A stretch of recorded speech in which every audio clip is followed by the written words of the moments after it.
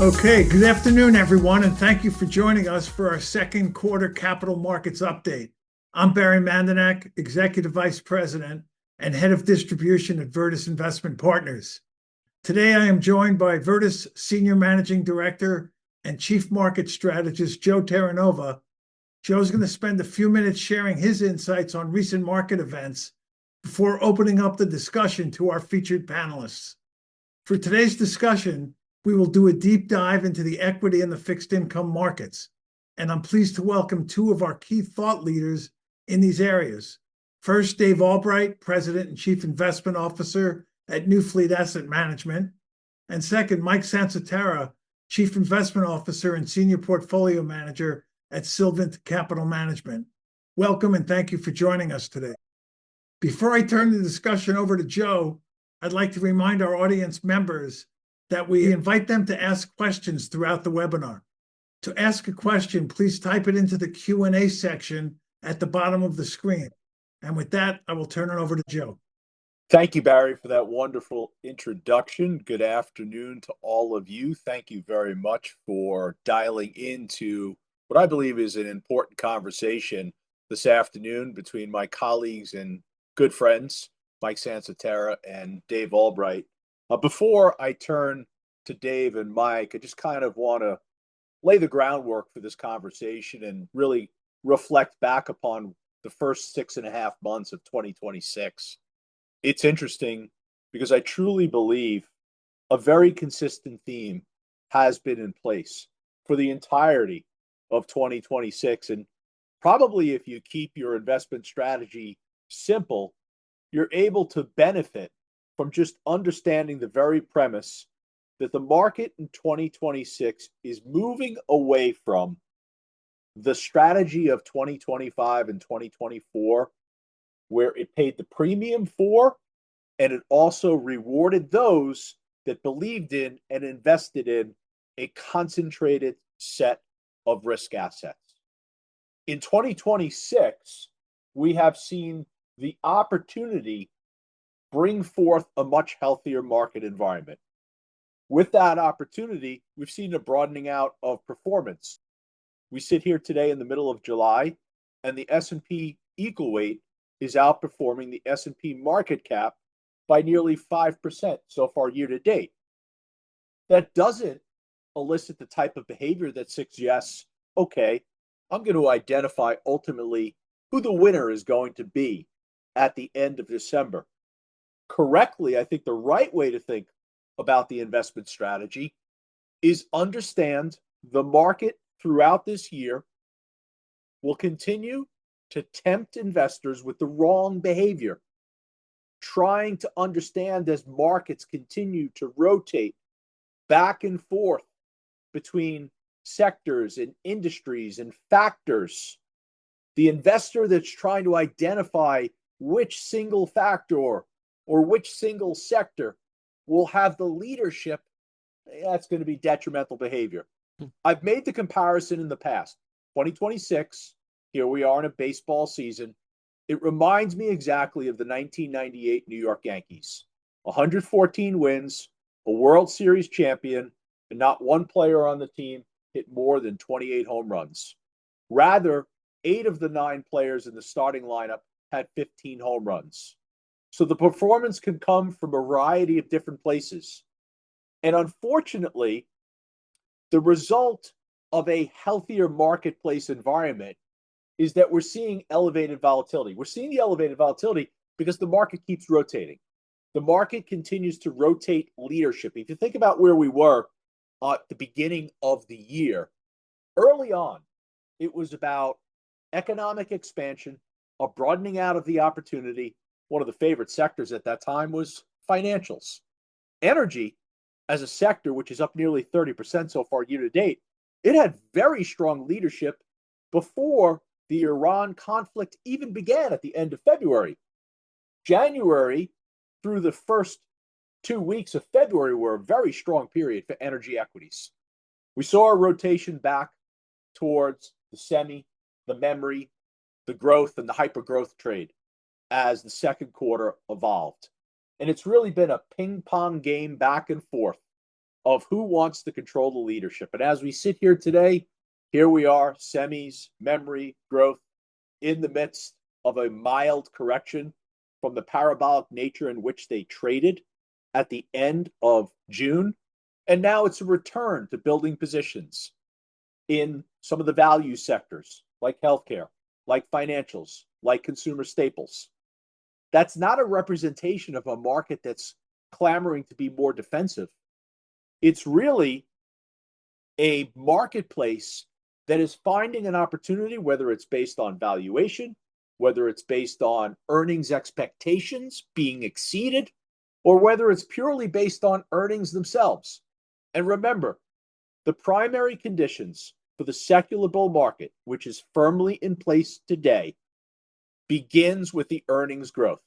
The earnings growth, which has now reached double digits for 7 consecutive quarters.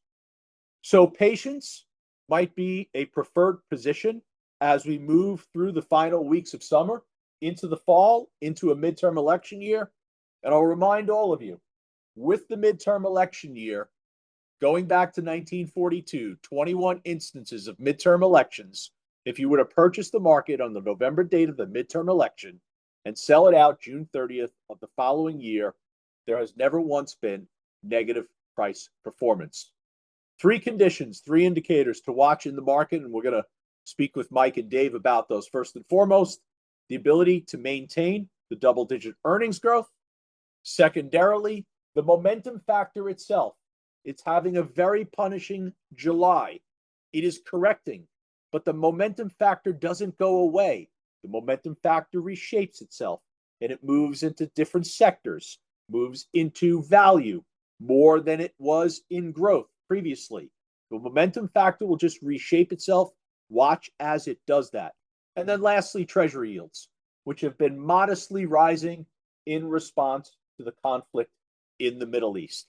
And that's where I'd like to begin the conversation, bringing in my good friend and colleague, Dave Albright. Dave, great to see you this afternoon. Thanks, Joe. Good seeing you too. But Dave, if you could pick up on my final sentences there, where I've acknowledged a slight uptick in Treasury yields, maybe more warranted to elevated oil prices in response to the ceasefire in the Middle East being abandoned, or maybe it's just purely about inflationary pressures or concerns as it relates to the long end of the curve and the excessive debt currently sitting here in the United States. Definitely. The 10-year Treasury is sort of the benchmark that we use. I think started the year around 417. I think we've risen about 42 basis points, but that's off the highs. And I would agree. It's, I think resulting from sticky inflation. I think the Fed's 2% target, it's been about, 4.5 years since we've actually hit it. You have large fiscal deficits, as you said, and then higher oil prices due to the fact that we have the Iran-US conflict.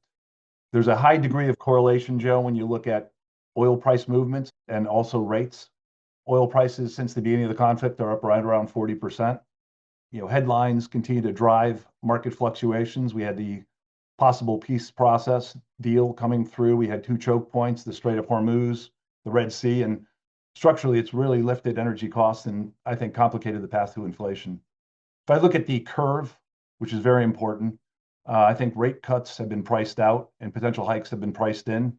2s to 10s, I think we were at 69 at the peak. We're back to 33 basis points. And the upside there is still inflation risks. The Fed has been very clear, zero tolerance for persistent inflation. Then we saw CPI accelerate through May and then sort of trade off in June, but it still remains well above the Fed's target. If you look at the Fed, can't forget we have a new Fed chairman, Warsh. I think they pivoted hawkish. Rate hikes are back on the table. As you well know, he's a balance sheet hawk. He's definitely hawkish on rates and less transparent on communication. They've set up the 5 committees to look at different aspects of the Fed and how they operate. And then I think the near-term catalyst is just going to be what happens with energy prices. Does it restabilize or does it re-escalate? And I think one thing in all that, the good news, real yields right now are at multi-decade highs, Joe, which is good for fixed income investors. Dave, if I could just respond for the Federal Reserve itself, you characterize them as being somewhat hawkish in their last statement, and clearly Kevin Walsh has done that in the press conference as well. The market, though, seems to interpret that as really communication more than action, and not so much moving away from what we've known over the last 24 months, which is an accommodative Federal Reserve. Do you agree with that premise? And are you comfortable that for the remainder of the year, if oil prices were to stay between the range that they've traded, 70 to 95, that our expectation could be not very much from the Federal Reserve to disrupt that accommodative disposition towards risk assets? I would think so, Joe. That would make the most sense to me. I think they made it perfectly clear there's going to be a lot less communication. Without a lot less communication, it's a lot more volatility, but also takes them away from the path of we're going to tell you, and that's what we're going to do. I think they can actually act based on the data, and it could be a last second thing where they decide to make a move. But I still see, the meeting this week, them being on hold, and really waiting to see the impacts on CPI and what happens with oil prices in the next month. And in the larger context of the last several years, I've defined it, and I know you've agreed with this, but it really has been a benign volatility environment when I think about how fixed income has traded. And it's really allowed for, given the approval of risk assets, in particular equities, to appreciate that overall calmness. Again, not very much in front of us to disrupt that as you see it. I think there's a lot of cash on the sidelines, Joe, and any type of disruption has been very short-lived and hasn't been that great. I used to get excited when high yield would get to 1,000 off. Now at 400, if I don't buy it, it's back to 250. So you got to be quick. You have to be tactical. And you got to be able to execute very, very quickly. Yeah, it sounds like you'd breed a little bond market volatility as an opportunity, but we'll come back to that. We'll come back to that in a second. Gotcha, Joe. Michael, great to see you this afternoon. How are you? Good, Joe. How are you doing? I'm doing well. So clearly, whether it was Micron's earnings at the end of June or the SpaceX IPO, I'll let you identify. Maybe it was the SK Hynix IPO. I'm not sure, but it was obvious that from a sentiment and position standpoint, we had gone parabolic for semis, for memory, really the AI halo. That exhaustion, if you would, that parabolic nature was followed by what most would identify as consistently strong fundamental earnings, right? Really good earnings. Mm-hmm. But yet Agreed. The price response to those earnings was disappointing. And they've kind of carried through here through the better part of July. So from your perspective, as someone who's an expert in these individual equities that we've identified that went parabolic, what's the read-through for that? Is it something more cyclical in its nature, more concerning to you? How do you think about it? Yeah, I think you actually nailed it in the beginning when you talked about the broadening. The broadening is built of two pieces in our minds. Part of it is digestion, and part of it really is that rotation, right? So in digestion, you've got these large cap companies, particularly on the tech side, that have been, among the list you've listed in semis, but other names as well. And they've done exceptionally well for 3.5 years, 3 years, at least in a quarter. And I think at some point, what you start to see, there is a little bit of exhaustion. The stocks have done well. The earnings have continued to rise. And for a while, they were carrying the majority of the major indices. S&P 500 earnings were, by and large, only being beat by the largest cap names 3 years ago. And as we've gotten used to that over the last few years, and to your point, those numbers are still going up and still look strong. You've seen those stocks start to just maybe, I would say, falter. Some have faltered, but really just kind of go flat in most instances. We've seen the last couple of months broadly. Once the market hit its previous highs about 2 months ago, it's been pretty flat. That feels a little bit like digestion. But you mentioned the rotation too, and I think there is a rotation there. The expectations for these companies, which matter, earnings expectations matter, continue to rise. I would say on the margin, many of these companies are beating their numbers, but perhaps not by the same magnitude as they were 2-3 years ago. So that second derivative is a little bit less. And that gives folks another chance to say, look, I've made a lot of money in these names.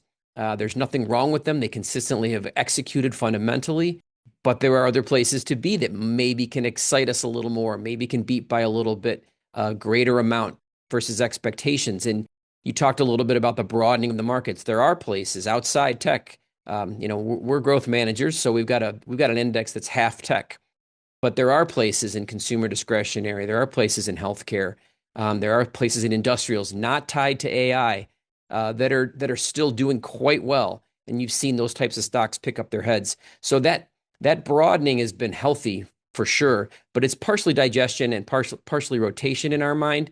Ultimately, to your point, it's always earnings. Earnings are the thing that matters.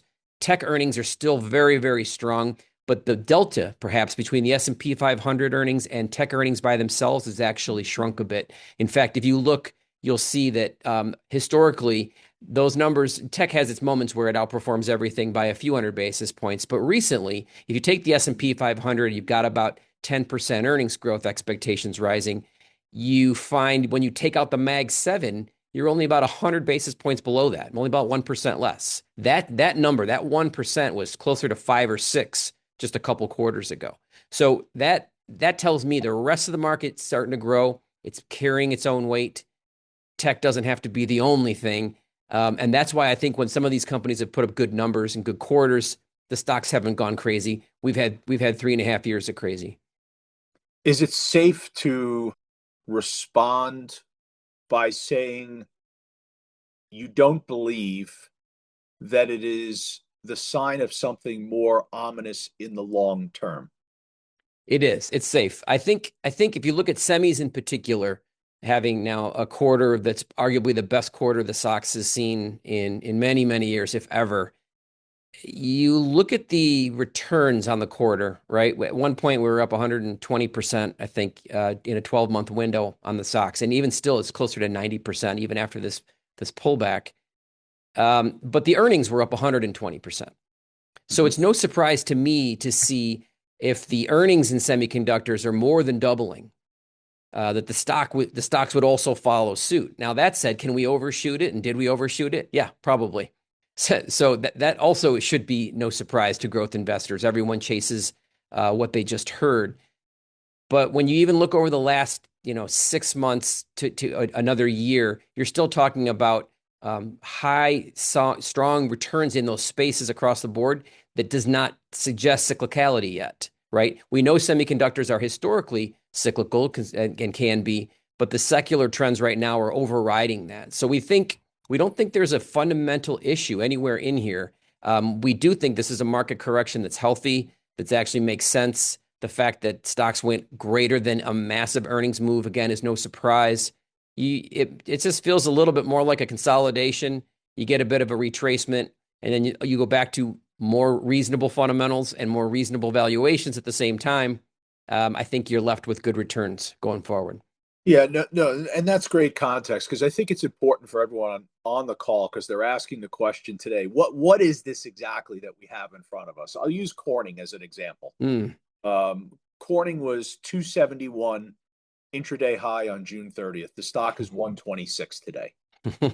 And keep in mind, the stock is higher for the year. The stock came into the year trading below $100. Now, you think of Corning, Mike, you and I both know the company well. You're not talking about a hyper growth company.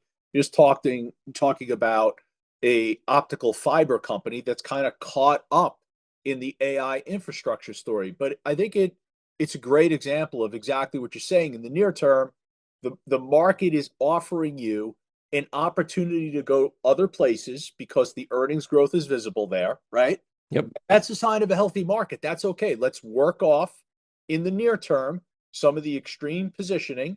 Let's work off some of the extreme sentiment. Let's find opportunities elsewhere.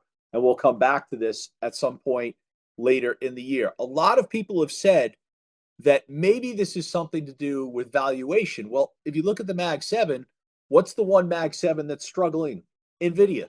It's its cheapest the valuation cheapest it's been in years. in 7 years. And on the other end, look at Apple at what, 35 times. So I don't know Right. so much about valuation, but I think you're providing really, really good context to set the expectation for everyone on this call right now that it's healthy what's going on.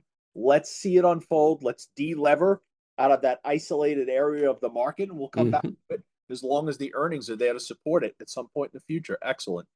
Yep. Dave, turning back to you for a second. Several years ago, you said to me on a call, value has been restored to the taxable fixed income market. And I'll candidly admit I've borrowed that line because I think it's excellent from you. And the response I received in a conversation with a group of financial advisors a couple of months ago was, well, be more specific. Exactly where has the value been restored, and what part of the curve do you see that the value has been restored? What sector, or is it just universal across the board? So you're the expert in this regard. If you could take it from there and show us where the value has been restored. Yeah. So one thing I look at, Joe, is first discount dollar prices. Then I look at all-in yields, which are extremely attractive, but spreads are tight. If you look at valuations from a spread perspective, it's tight. Investment grade right now, we're getting 475 to 6.25. That's IG corporates, asset-backed securities. If you're looking at some of the higher yielding sectors, you get 7 to 9.5% for below investment grade, which would include corporate high yield, bank loans, emerging markets debt, which is a very, very attractive entrance point. As Mike mentioned, credit fundamentals are still very, very healthy. You guys talked about the S&P 500 earnings growth. 90% of the companies have beat expectations, which is very positive. Bank earnings continue to be very strong. No bottom and no top line misses. Non-performing assets are down, actually pretty low. Capital stable, and demand is extremely robust, even though we have tight valuations. So if I look at sectors that I see really good value in, Joe, it would be asset-backed securities, jumbo mortgages, the agency mortgage market. And below investment grade, I'd still say EM over other high yield sectors, but loans are getting very attractive, especially if the Fed starts raising rates. And then, in general, spreads remain tight. Our posturing has been up in quality, very defensively postured. And any market dislocation, even though they may be, as we mentioned, very short and short-lived, we have great liquidity and great access to plenty of powder dry in our funds to take advantage of this. So we'll act quickly. We'll be very tactical. But value has been restored, Joe. There's yields that we had on the past page that we haven't seen going back to the global financial crisis. And Dave, how should we think about exposure to the emerging markets or developed international? I know those equity markets have had a strong year, a recovery year relative to the last several years. How are you and the team navigating? Yeah, we like EM. I mean, our thoughts are you have continued positive cash flow. I believe 29 billion of inflows year to date. We like high yield over investment grade, which definitely has been the place to be. Overweight sovereign, Latin America, underweighting Asia, and then selectively in sub-Saharan Africa. If I look at strong U.S. growth, that really helps, especially those countries that have had modest tariffs. You really have the same impact as the developed markets. Fundamentals are really good here. Upgrades, about 84 have been upgraded countries. 44 have been downgraded in the last 12 months. Real rates remain positive. I look at growth differentials. Anytime you get EM more than 2.5% or greater than DM, that's typically attractive. And then yields. If I look at investment grade, you're getting 584. High yield, you're up to 866, with the market giving you about 719. And I'd say with the conflicts in Iran and what's going on with the U.S., it looks like because oil prices are up, that the oil exporters have benefited while the importers have struggled. And then last but not least is the local currency markets, where the Fed's becoming more hawkish. We're a little more conservatively postured. But we do like the EM space. Thank you for that. Michael, I want to just kind of talk a little bit about your expectations for earnings. I have mentioned them as the most dominant force or catalyst or tailwind that markets and risk assets have benefited from over the last several years. I don't know if you agree with this statement, but yesterday I was talking to Mike Santoli about this, and we were talking about, the concerns that investors have about an economic recession, we both agreed it's the earnings recession that you have to worry about most. So where are you in thinking about the trajectory for earnings growth?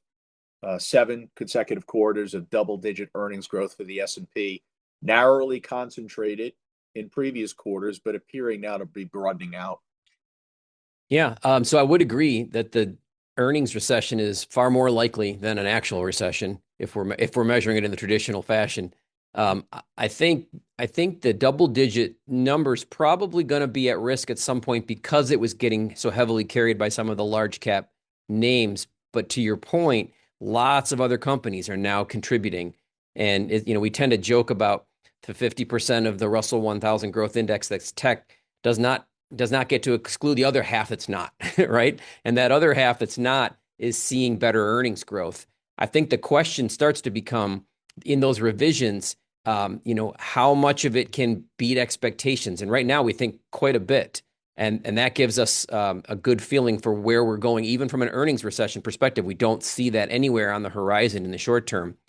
You can note it there in the chart on the screen with that S&P 500 earnings estimates up 11%. Take out the Mag 7 and you're still up 10, right? That's important to note. Now, tech still doing its job? Well, absolutely it is, right? And that's been a big part of it, particularly in semiconductors, particularly in the second quarter. But it's not just tech. Even the S&P completely ex-tech is now looking more like a little bit above the sort of mid-cap S&P 600, which again tells us not only is this rotation maybe away from the pure mag names, maybe not even away from tech, but maybe on the market cap side as well, right? Mid-cap's doing better than large cap, small cap's doing better, generally speaking, value's doing better than growth in the current environment. So those broadenings tell me earnings still matter exactly to your point. So you want to be in the place where those earnings are rising above expectations. I will say the interesting part is the dichotomy, and you mentioned it earlier in the first question, the dichotomy of missing your earnings is more painful than the dichotomy of hitting your earnings. You need to hit it and you need to beat it. And if you don't, the numbers are the punishment is usually pretty severe right now. And that's largely because we're getting used to 10% earnings growth as a market. And there's a risk there, right? We know that can't last forever. So I'm happy to see it be carried by the other half of the S&P, or the other half of the Russell 1G, if you will, the non-tech portion. And that looks more encouraging every day. You can find it in companies like Royal Caribbean. You can find it in companies like Eli Lilly. You can find it in general GE Aerospace. Non-tech, non-AI, just places where execution matters, fundamentals matter. The key drivers to those business tell you the conditions for growth are met. We see lots of companies like those. And if you move with those earnings trajectories, you feel a little late. So you try to find the spot that tells you that's going to happen in advance. And then you stay with them for longer periods of time than perhaps you think can last. All right. I want to remind everyone in the Q&A window, you could submit a question. Please do so. We enjoy answering your questions. I think it's a very important part of these webinars, and no question is the worst question. So please don't put yourself in that position. Mike, I just want to follow up, if I could, and speak more specifically about the contribution from semiconductors, the concern that the marketplace has as it relates to this circular financing, and certainly with Alphabet's earnings last week, the attention that's being paid on, well, how much exactly is being spent to build out this innovation. Yeah, so I would say since the last time we spoke, and we talked about this, you and I, Joe, a handful of times through the last couple of years, really, the comment I typically made here was, well, it's all being funded by free cash flow. And now we're into July, and I can't entirely say that. We're seeing equity being issued. We're seeing debt being issued. So it's a reminder that investments still have risk. It seems less risky when it's just being done with free cash. But it's definitely a slightly higher risk profile when you start to do it outside that free cash flow yield. So that is not to say it's a bad idea. This is still a land grab, in our opinion. And the opportunity is for each of the largest players in the space to stake their claim only comes one time, and this is the one time. So you're not going to get another shot on goal if you don't do it now. And NVIDIA knows this, and that's why NVIDIA is happy to take its free cash flow. Now, they have not been aggressive with a bunch of share issuing or debt, but they are starting to approach, how much of their commitments are actually cash commitments versus contractual long-term partnerships that may take 5 to 10 years. It's a little bit unclear, but there's a major dominant hardware winner in every major tech cycle, right? Go back to IBM in the mainframes, Intel in the PCs, Cisco in the internet, NVIDIA here. Not to say other people can't flourish and won't, but there's one winner. That one winner is taking its cash flow and making as many investments as it can to keep the ecosystem that it's built larger and more sustainable. They started off just making GPUs, but now they make the entire stack for AI processing. So they want to have data centers. They want to have partnerships with frontier models like Anthropic or OpenAI. And they're happy to invest in other semiconductor manufacturers just to make sure they can keep an eye on them, own a piece of it if they think it's interesting. Certainly they have view to every interesting piece of tech happening on the planet. These things are nerve-wracking for investors that maybe don't appreciate that a tech curve like this doesn't happen for a couple years. It's probably closer to 10 plus. This is an exceptionally long tech curve. And you want to win at the end, not just in the beginning. And the way you become that singular dominant hardware provider is you fund when you can fund. Now, should Anthropic sign a deal with SpaceX? Yeah, we can always come up with some versions of it that don't sound quite as logical as others. But cash flow spent in securing a space, whether you're a frontier model wanting to get more compute power because you need it, because demand still outstrips supply, or if you're a GPU processor who's become an entire stack processor who wants to make sure that they're always first phone call for a new hardware. These decisions are the same decisions that the folks in the first industrial revolution made, the Rockefellers and the Carnegies, investing in their pipelines and investing in railroads and investing in iron ore mines so that they could make steel, so they could transport oil, lock up the market as fast as possible, build a dynasty. So these decisions aren't new decisions. They've been done before. They do have risk. I'm not pretending they don't, but they're not without return. And the return is there. We know these companies have done this type of cycle before. This CapEx cycle is scary for a lot of tech investors, but it's not a new playbook. It's the same playbook from the cloud computing days. They will invest until they get their ROI, and then they'll profit more so than I think anyone's got modeled. But what is happening is the spotlight is being turned on the debt market, and in particular, the relationship for AI, the hyperscalers, and debt issuance itself. And over the last several weeks, it's interesting, as SpaceX was galloping above $200, you had that secondary offering for SpaceX debt, and it seemed as though the debt market was the adult in the room. The equity market was maybe the kindergarten student as it went up to 200, and obviously we've seen it quickly reverse. So Dave, if you could just I would imagine it's been a very active quarter for you when you think about the issuance related to the innovation surrounding artificial intelligence and these hyperscalers. How are you navigating it, and what are you seeing in front of you?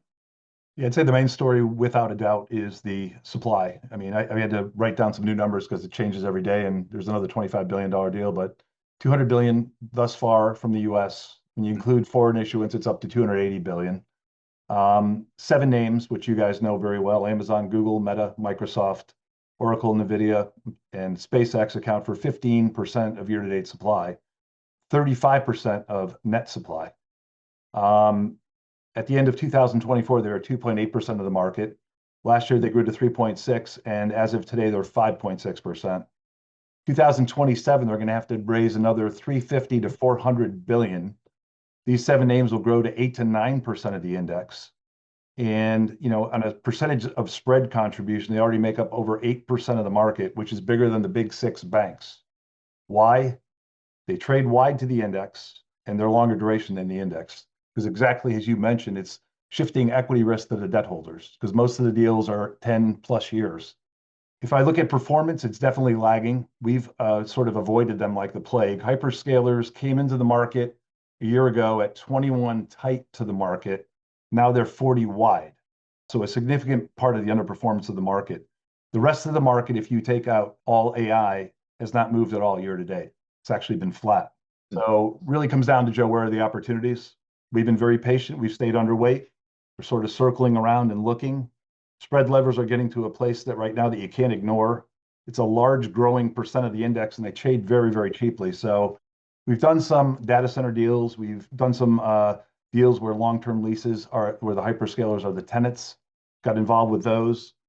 Incrementally, I'd say we're reducing our underweight, Joe, and as it continues to cheapen. And now you're really getting paid for the risk, and we're becoming much more constructive on the industry. So even though we're probably half the market weight, over the next probably 12 months, we'll take that up to a market weight, would be my estimation.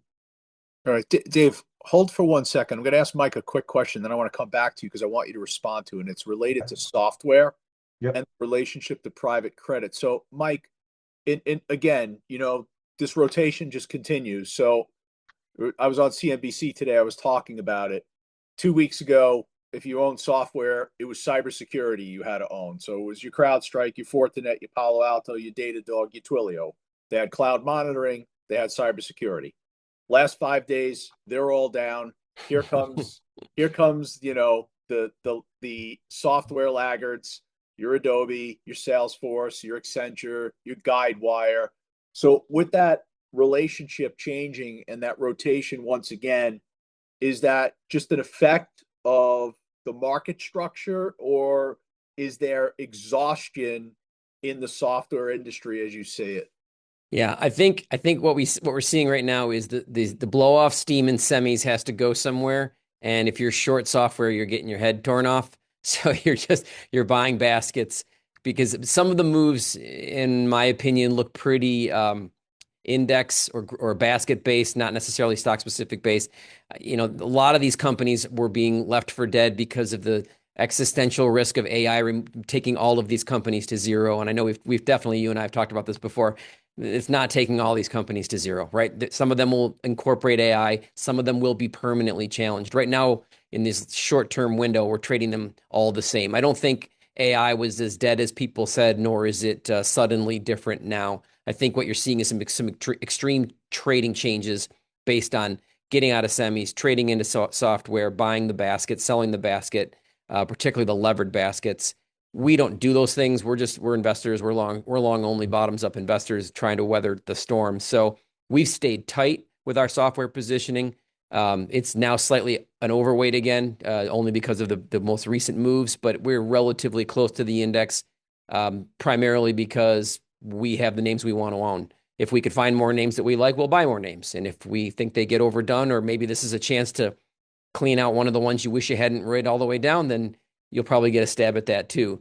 But software as a business hasn't drastically changed, other than to say AI is incorporating into it. AI is encroaching on some pieces, not all pieces, and that the smart software companies, to your point on security, they'll incorporate it themselves. They'll partner. You'll see CrowdStrike partner with Anthropic. You'll see those opportunities, and those companies will continue to flourish.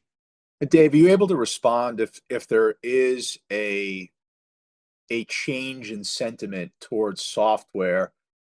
Do you see that as beneficial to private credit? Does it ultimately make a difference? Where exactly would you be on that? Yeah, so I think the loan market for the markets we invest in has the biggest exposure. Tech is about 14%, and of that, 9% is in software. Okay. 49% of that is single B, 26% is triple C, so it's very low rated. There's only one group that has bigger exposures, and it's double. That's private credit. Private credit's almost 28% in tech, almost 18% in software. A lot of that stuff is due in the next 2 years.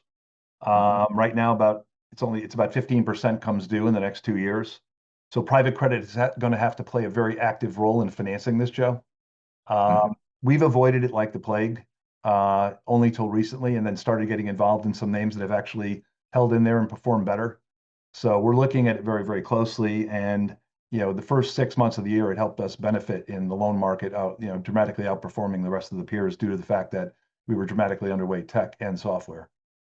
And Dave, real quick, if you could, the fluctuations in the extreme volatility in oil prices has had an effect on consumer discretionary equities for sure. The general theme has been stronger economy, consumer in a really good place, oil prices relax, and those consumer discretionary names are able to appreciate. I'm just, off the top of my head, I'm throwing it out. You have names like GM, Ford, Best Buy, Ross Store, Expedia, Airbnb, Marriott, all working really well for the consumer right now. Are you seeing opportunities in the debt market related to the strong consumer? Absolutely. Not only seeing it in IG, but seeing it in the high yield markets. The mortgage market is one that's a little more questionable. We like the structure of the mortgage market. We think the consumer's in decent shape, but there's pockets of overbuilding, and mostly those that went to the no tax states: Texas, Arizona, Florida. We're in AAA rated security. Oh, actually, the government's AA. I apologize. We're in AA rated security, so we're up in quality. We've done the up in coupon trade, which has actually worked very, very well, but very conscious about taking a lot of risk in that market. Let's turn to some questions, and thank you for submitting these. Mike, first one is for you, related to the space industry. Obviously, we have to talk about SpaceX. Of course. I think Honeywell might be part of that conversation as well, a name you would know well. Are you looking more at the space industry as the government spend persists and the race to a lunar base and ultimately Mars heats up? We are. We've looked very hard at SpaceX. That's a stock we spent energy on long before its IPO, although the data was a lot more scarce, and we're looking forward to them opening their mouths, I guess, next week. So we've got opportunities to learn more, but there's a business model in here, and SpaceX right now, from a pure orbital standpoint, owns it with no close second place. They can get rockets up in the air, they can do it cheaper, they can do it faster, and they can reuse them, which keeps that cheap curve getting cheaper. So the only question then becomes, what are we putting up there, and how monetizable is it? Now, the story, of course, includes lots of things like data centers, but which may or may not really be executable. We don't know. That's a question mark. But the things we do know, broadband, cellular coverage, those work quite well, and there's a market for those. Now, are they going to demand and control all markets? Of course not. But and if you listen to the roadshow, you might not say, of course not. You might drink the Kool-Aid a little bit. But there is a business here, and it is potentially very, very lucrative. So the question is, if the government continues to spend and they can continue to innovate, and that's really the key. Our biggest rub for getting a large position into SpaceX would be we struggle with deliverables in a timely fashion, right? We've seen promises from Tesla for many years from Musk, who's a promotional CEO, for things like full automated driving that are literally 12 years behind. So you want to be real cognizant of what time frame we're talking about, and a lot of the real strength in SpaceX, the pie in the sky stuff where you really, really get paid, is a long ways away. And if they say it's 3 years, it's not. It's longer. So you gotta be careful with your time horizon. Therefore, you got to be recognizing the risk of the position. We like SpaceX. We have a small piece of SpaceX in some of our portfolios, and we put in for the deal. And I'll tell you directly, we didn't get any shares, but we bought a little bit when we could at our price. So the goal is to understand that we recognize that it's a highly risky position, but we do like the spend. We do like its dominant position. We think there's potential here, but risk and reward are always connected, and therefore it's a small position. If it doesn't do well, I'll have egg on my face, but I won't have a portfolio that massively underperforms because of it. Okay.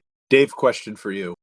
If the feel-good story of the current marketplace were to wash away, if the market is in fact overvalued and rivaling the experience of the late 90s, how can fixed income present itself as a safe haven asset class when it has not been as much in the last several years? Elevated volatility has not equated to safe haven buying for fixed income. Yeah, I mean, what we've done, Joe, is because valuations are pretty full right now, and you're not getting a lot of spread. We're up in quality. We're very defensively postured. waiting for any type of dislocation in the market where we can, take it as an opportunity to buy. We've done that for 3 decades, and we've done it very successfully. In the past, I don't think we've been as tactical and as quick, but I think right now we're pretty well positioned. We have enough credit to benefit if the market continues to do well, and if it has any type of hiccup, our quality positions, agency mortgage backs, AAA asset-backed securities, which are very short and liquid, provide us great liquidity where we can quickly maneuver and take an opportunity to get into some of those sectors, Joe. And this question would be for the both of you. There still is in front of us several more potentially trillion-dollar plus equity IPOs, whether it comes from OpenAI, Anthropic, or Databricks. These are companies that will come public in the near term. How do each of you think of the effect, liquidity related, the appetite, the sentiment for new issuance, either in the debt or equity market? Mike, if you could go first, do you think the market is in a place where it can absorb it? And then Dave, to you, if there needs to be the access in the debt market, is there the demand to meet the supply? Yeah, I'll say briefly is you don't get a lot of large cap IPOs in your large cap investment lifetime, so you have to really enjoy each one and get a chance to dig in deep. It'll be more interesting if they're profitable than if they're not.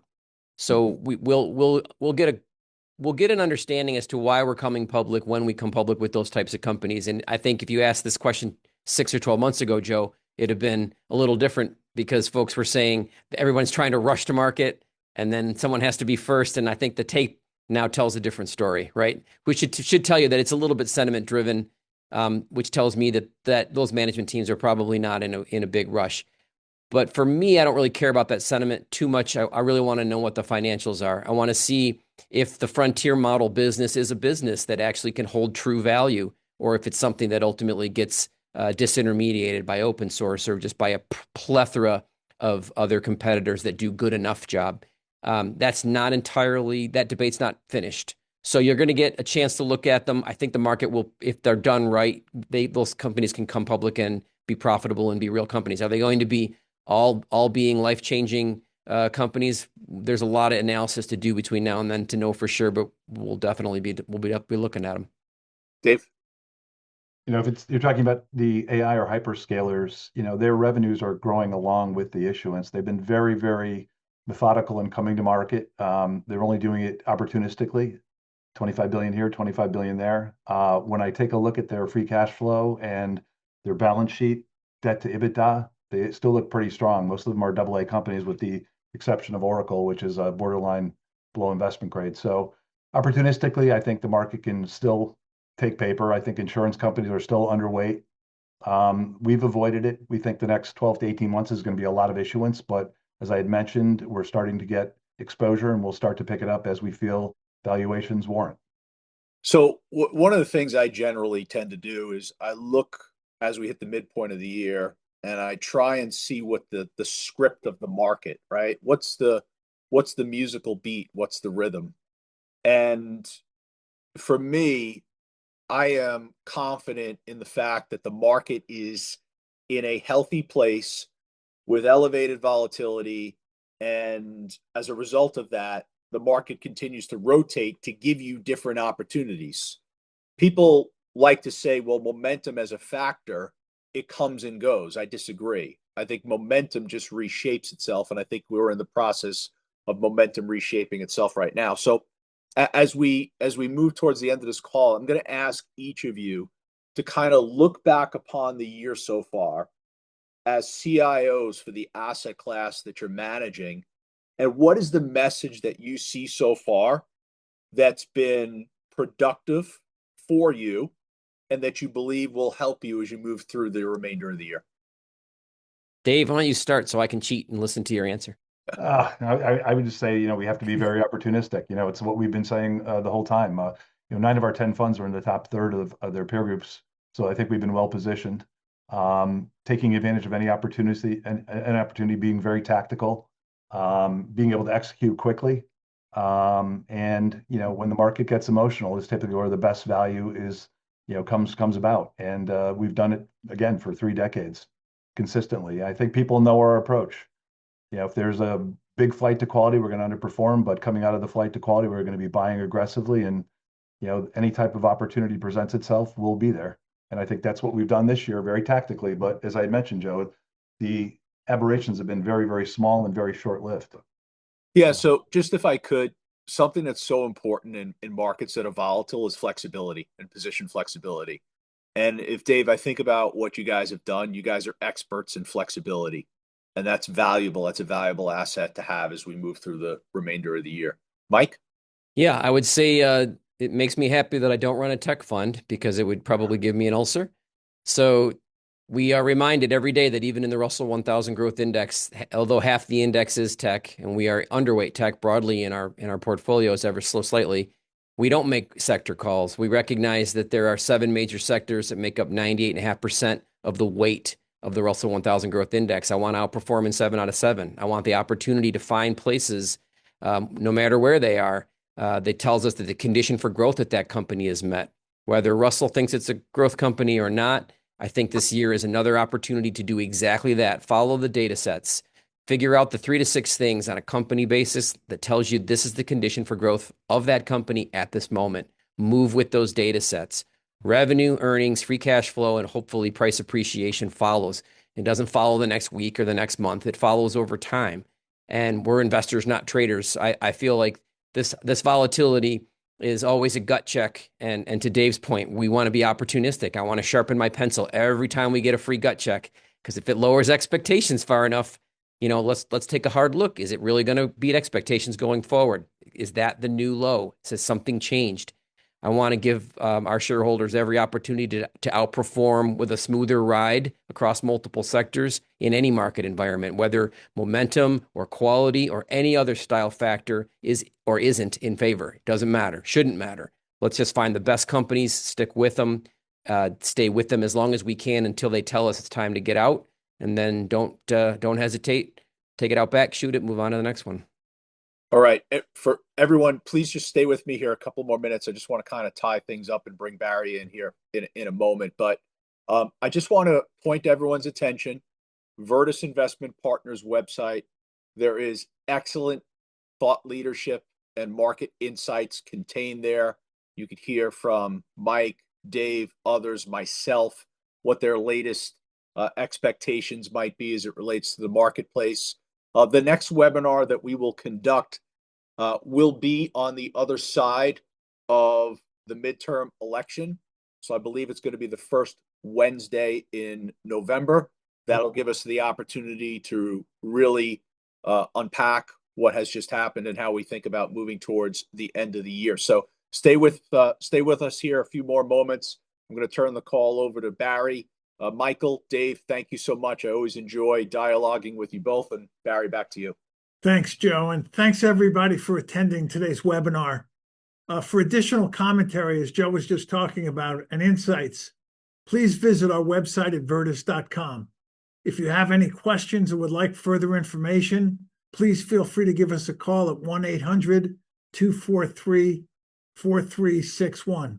At Virtus, we pride ourselves on providing you all with access to our best thinkers, our best portfolio managers, and we'll do what we can to help you navigate these changing markets. So Joe, Dave, Mike, thank you so much for your time today. We really appreciate it, and have a nice evening, everyone.